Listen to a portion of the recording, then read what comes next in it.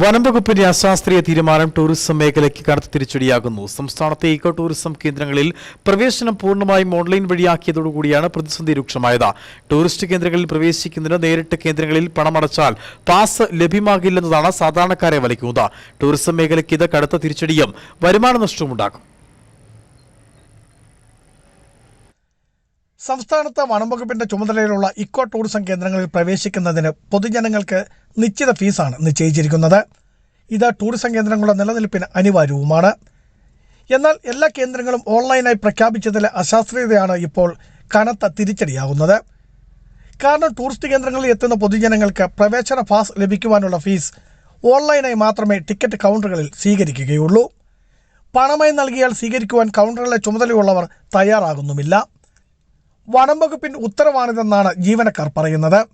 നിലവിലെ സാഹചര്യത്തിൽ ഇത് സഞ്ചാരികൾക്ക് ദുരിതമാവുകയാണ്.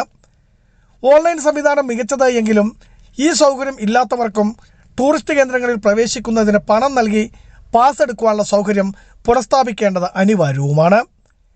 ഏറെ ആഗ്രഹിച്ച് എത്തുന്നവരിൽ പലരും ഇക്കാരണത്താൽ മടങ്ങിപ്പോകേണ്ട ഗതികേടാണുള്ളത്.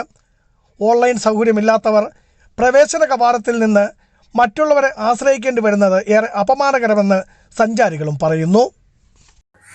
ഇവിടുത്തെ ഫോറസ്റ്റ് ഡിപ്പാർട്ട്മെൻറ്റ് കാണിക്കുന്ന ചില അനീതികളുണ്ട്.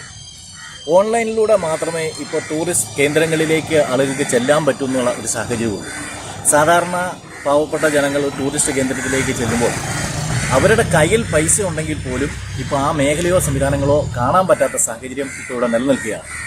അപ്പോൾ ഈ ഓൺലൈൻ സംവിധാനത്തിലൂടെ നമ്മൾ പണം അടയ്ക്കുന്നതോടൊപ്പം തന്നെ നിലവിൽ ഉണ്ടായിരുന്ന നമ്മൾ കയ്യിൽ പണം കൊടുത്ത് ടിക്കറ്റ് എടുക്കുന്ന സംവിധാനം കൂടെ പുനഃസ്ഥാപിച്ചുകൊണ്ട് ഇത്തരം നിയമങ്ങളും കാര്യങ്ങളും പൊതുജനങ്ങൾക്കായി തുറന്നു കൊടുക്കണം എന്നാണ്.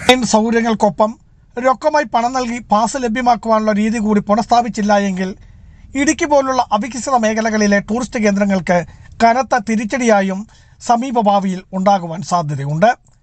ഈ തിരിച്ചടി ഒഴിവാക്കുവാൻ വനംവകുപ്പ് അടിയന്തര നടപടി സ്വീകരിക്കണമെന്ന ആവശ്യമാണ് ഉയരുന്നത്. ബിജു വൈശൻ പറമ്പിൽ, ഇടുക്കി വിഷൻ ന്യൂസ്, ഇടുക്കി.